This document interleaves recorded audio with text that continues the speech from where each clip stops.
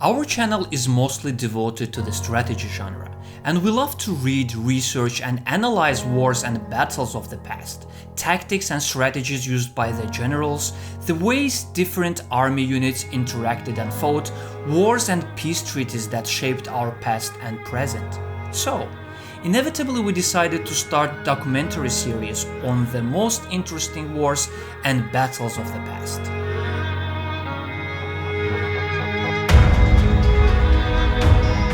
We will be using game engines and animation to recreate movements of the armies, changes on the maps, tactical formations, and peace treaties. This is our first attempt, so hopefully you will like what we are doing.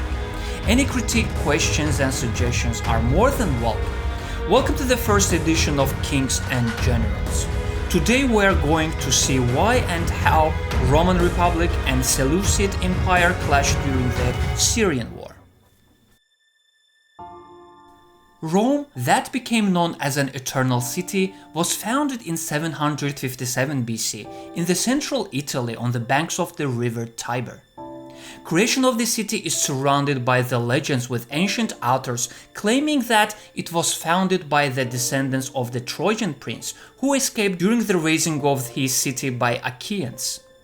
The city that was ruled by kings became a republic in the year 509 BC and started conquering territory surrounding it, taking complete control of central Italy and Magna Graecia in the next few centuries. That made Rome the hegemon of the central Mediterranean, and war with the ruler of the western part of the sea, Carthage, became unavoidable. After 3 wars that Romans called Punic, spanning more than 100 years with some breaks, Roman legions were able to crush its biggest rival, and the Republic became the powerhouse of the ancient world. As the greatest Carthaginian general Hannibal allied himself with Macedonia during the Second Punic War, Rome got its excuse to intervene in the affairs of Greece and fought a number of wars against the heirs of Alexander the Great.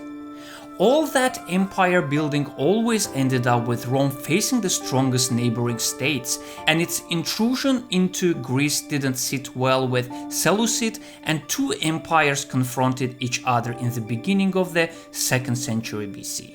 So, who were Seleucid and why did they have such a keen interest in the Greek affairs?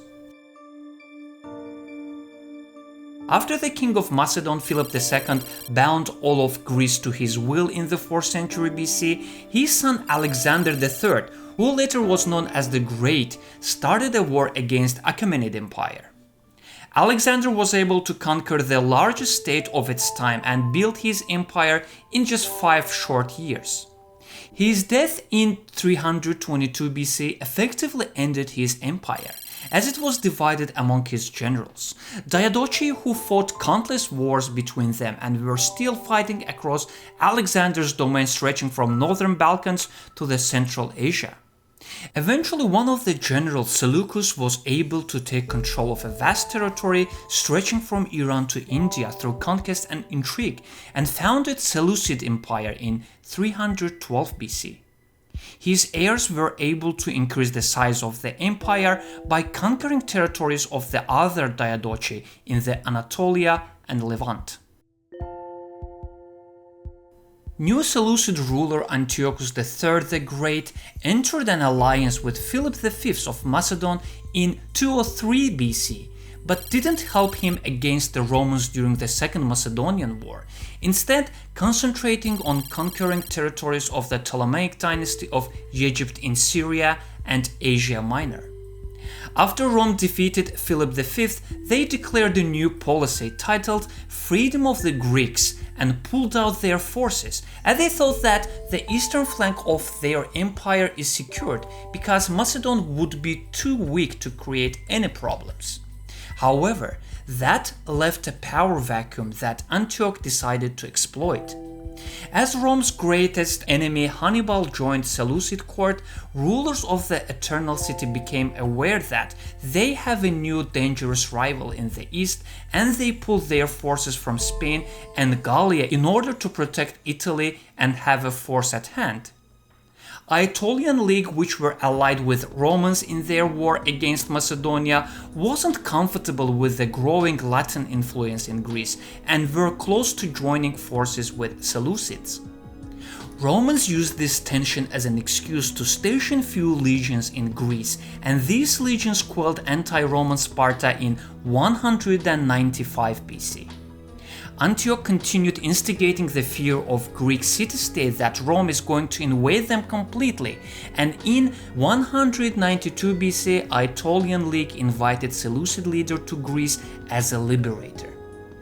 Antioch crossed Hellespont with his army and moved through Thessaly to besiege Larissa. Romans were aware of his movements and used all of their influence to keep Philip of Macedon and Achaean League from joining Seleucid, and their legions stationed in Greece under the command of Appius Claudius moved closer to Thessaly. Antioch wasn't aware how weak Roman forces in the area are, and when small Roman force approached Larissa, he panicked and retreated with his army to Chalkida, where his forces spent the winter. This proved to be a fatal mistake, as Romans used this pause to move more than 20,000 of their troops from Brundisium to Apollonia in the spring of 191 BC. These forces came to Thessaly just in time to relieve the cities besieged by Antioch's forces. Most of the Seleucid forces were still in Asia, so Antioch's position was very precarious, as he had just over 10,000 troops under his command against 30,000 to 40,000 Roman troops. His strong belief in the Hellenic tradition played a trick on him, as instead of using his naval dominance in the Aegean Sea and retreating to Asia, he decided to pull Leonidas and use Thermopylae landscape to defend against Roman legions and wait for his reinforcements. The passage at Thermopylae is long and narrow, flanked on the one side by a rough and inhospitable sea and on the other by deep swamps. Antioch knew that there are two mountain paths that Persians used to outflank Spartans centuries before, so he placed forces of his Aetolian allies to block these passages. The Roman general ordered two of his tribunes to attack these passages, and although one of the groups failed completely, the second was able to surprise Aetolians. Roman forces in front of the Thermopylae passage attacked head-on, and that was the only way, but Seleucid phalanx was able to stop legionaries and push them back. However, soon both forces saw that Aetolians are retreating from one of the mountain passes and they are being chased by Roman flanking force. That made Seleucid phalanx retreat in panic, but they were overrun by the attacking Roman forces, and almost all of Antioch's forces were killed or taken the prisoner, while the king himself fled at the first sign of trouble straight back to Chalkida. Antioch was able to rally only 500 of his men. This defeat not only was costly in terms of troops and territory lost, it also influenced the diplomatic situation, as Aetolian League sued for separate peace and Ionian Greeks in Pergamon and Rhodos decided to ally themselves to Romans.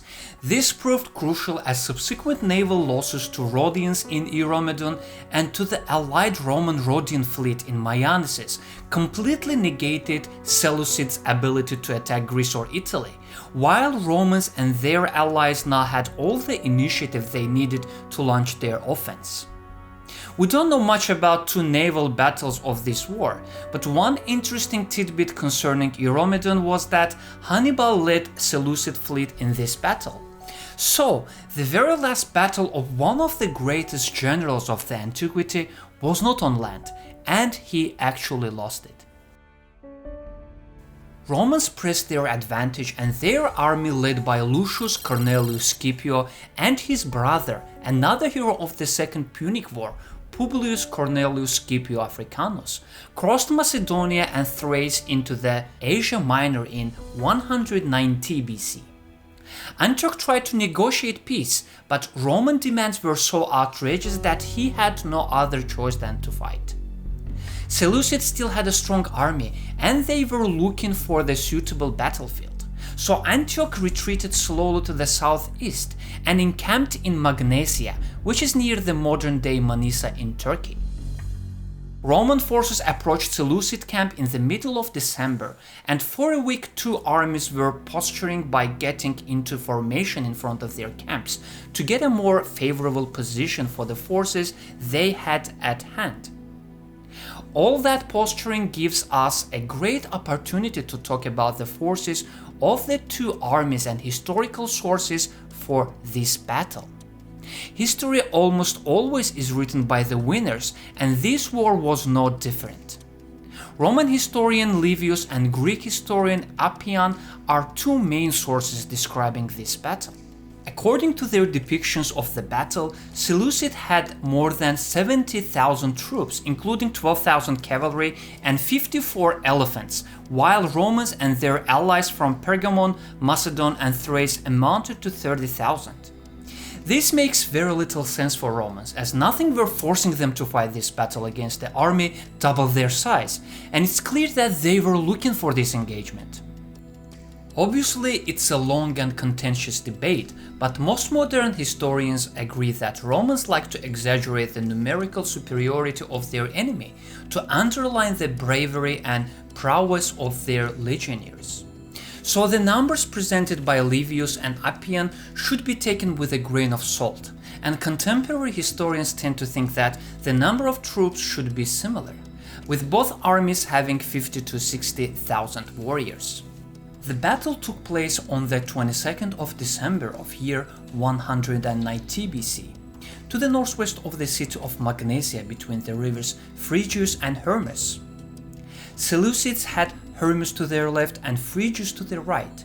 Romans and their allies had Phrygius on their left flank and rear, and Hermus on their right flank.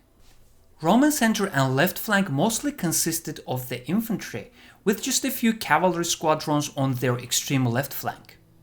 Infantry mostly consisted of Romans and their Italic allies, and they were formed in a traditional triplex acies, with young hastati in front, more experienced principes in the second line, and veteran triarii as the final rank.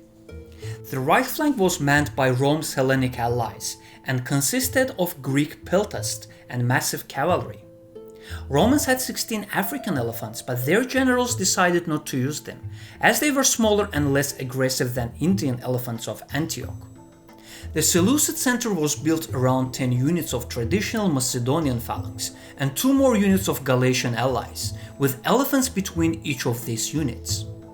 Each of the flanks of Antioch's army had 4,000 heavy cavalry, among them cataphracts with 16 elephants behind each group of cavalry. Antioch also had a group of chariots in front of his left flank and group of missile infantry on both of his wings. Both armies had an unknown number of light missile troops in front of their heavy cavalry. The battle started with Seleucid chariots attacking Roman right flank. This attack was greeted by hail of slings, arrows and pilums from missile units, and chariots had to retreat in panic. This panic spread to all of the left flank of Antioch's army, and when Roman heavy cavalry and allied peltasts attacked Seleucid cataphracts, latter broke their formation and tried to escape, but were killed to the last man. Romans didn't have a great time on their left flank that was attacked by cavalry and light infantry led by Antioch himself. A small squadron of Roman cavalry was easily defeated by them, and legion defending the flank had to retreat all the way to the camp.